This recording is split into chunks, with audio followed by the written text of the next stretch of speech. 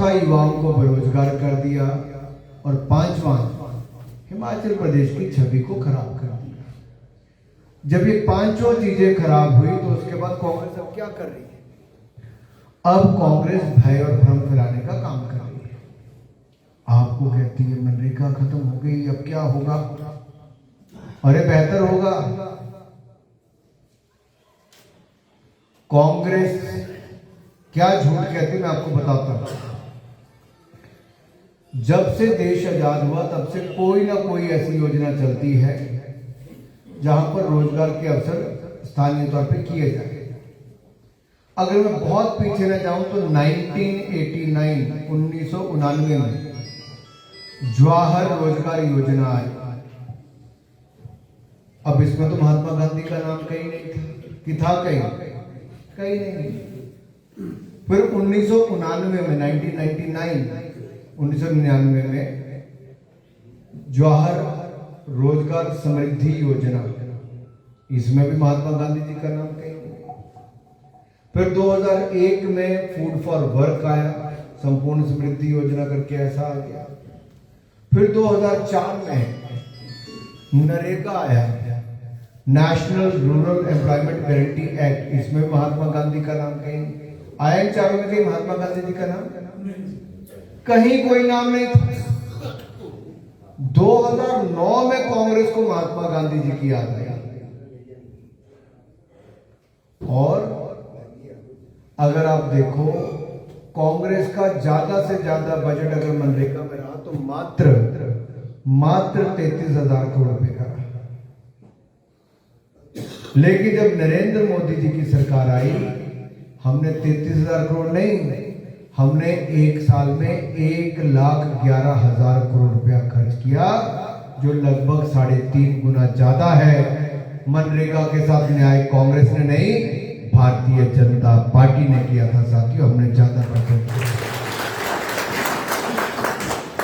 अब मनरेगा में क्या था? 100 दिन का रोजगार आपके लिए था, पर क्या आप सबको 100 दिन का रोजगार मिलता था?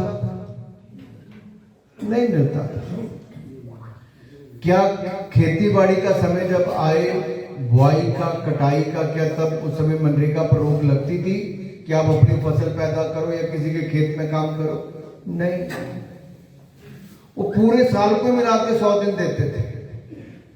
और यहां तक कि गरीबों के बैंक अकाउंट नहीं थे तो कई बार तो प्रधान अपने लेवल पे पैसे खा जाते थे। बहुत सारे देश भर में ऐसी दिक्कत आई। कागजों में मस्ट्रोल लग गया, पैसा गरीब को मिला नहीं, और प्रधान और सिस्टम मिलके खा गए। सारे प्रधान ही, लेकिन कई प्रधान ऐसा करते थे। फिर कई जगह केवल मिट्टी खोदनी, मिट्टी डाली, बरसात आई गई, उसका ऑडिट ही नहीं होता था। कहते बनाई थी चली गई, तो बनता तो कुछ नहीं था। अब जियो टैगिंग नहीं होती थी कि उसको जोड़ते थे कि ये भाई इस जगह पे बन रहा, तो काम का पता चला। लेकिन 2014 में नरेंद्र मोदी जी आए, गरीब जनता का बैंक खाता खुलवाया, और मनरेगा की दिहाड़ी का पैसा सीधा गरीब के खाते में डालने का काम भारतीय जनता पार्टी ने किया है। बजट भी हमने बढ़ाया, जवाबदेही भी सिस्टम की खड़ी, जियो टैगिंग उसकी कर दी, वोट में डलवानी शुरू की, कौन सा काम किया तो उसको डाल दो। अब मनरेगा में 262 तरह की आइटमें तय कर दी थी कि ये काम करो, तो जमीन पे कुछ तो नजर ही नहीं आता था। हमने क्या बदलाव किया है? जी राम जी क्या है? इसका नाम है स्कीम का विकसित भारत जी राम जी। और जी राम जी का मतलब है गारंटी फॉर रोजगार एंड आजीविका मिशन ग्रामीण, यानी कि ग्रामीण भारत के लोगों के लिए रोजगार और आजीविका की गारंटी, और इसके माध्यम से विकसित गांव और विकसित भारत का निर्माण करना है। हमारे गांव को विकसित गांव बनाने के लिए ये बड़ी योजना कोई लेकर आया है तो नरेंद्र मोदी जी लेकर आए हैं। 1.25 लाख करोड़ रुपया साल का इसका कम से कम बजट होगा। 100 दिन दिहाड़ी नहीं, 125 दिन का आपको रोजगार मिलेगा। कांग्रेस से ज्यादा रोजगार जी राम जी में हमारी सरकार ने देने की गारंटी दे दी है।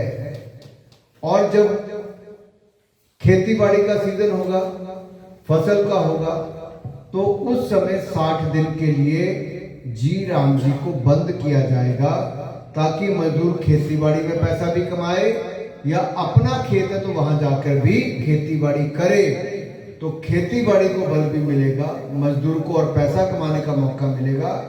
यानी कि 60 दिन खेती के और 125 दिन जी राम जी का, तो 185 दिन का काम तो आज तक कोई सरकार नहीं दे पाई, ये मोदी सरकार दे रही है एक तरह से। दूसरा, पैसा मनरेगा में 15 दिन के बाद भी मुश्किल से मिलता था। हमने कहा है 7 दिन में पैसा मिले, अगर नहीं मिलता है, लेट होता है, तो ब्याज समेत पैसा मिलेगा, ब्याज भी सरकार देगी, आपका पैसा सुनिश्चित मिलेगा। तीसरा हमने कहा, गोयल मोटर्स नेटवर्क की सोलन और शिमला स्थित नेक्सा शोरूम में पाई इंडिया की सबसे पसंदीदा गाड़ियों पर खास ऑफर। इग्निस, बिलेनो, फ्रॉन्स, जिम्नी और ग्रैंड विटारा जैसी शानदार गाड़ियों को खरीदने का साल का सबसे बेहतर वक्त। नेक्सा का खास ब्लैक एडिशन उपलब्ध है। सभी तरह की गाड़ियों से एक्सचेंज और अपग्रेड ऑफर भी। तो देर किस बात की, आज ही सोलन या शिमला में गोयल मोटर्स के नेक्सा शोरूम में पधारे और पाए कार खरीदारी का एक कभी ना भूलने वाला सुखद अनुभव।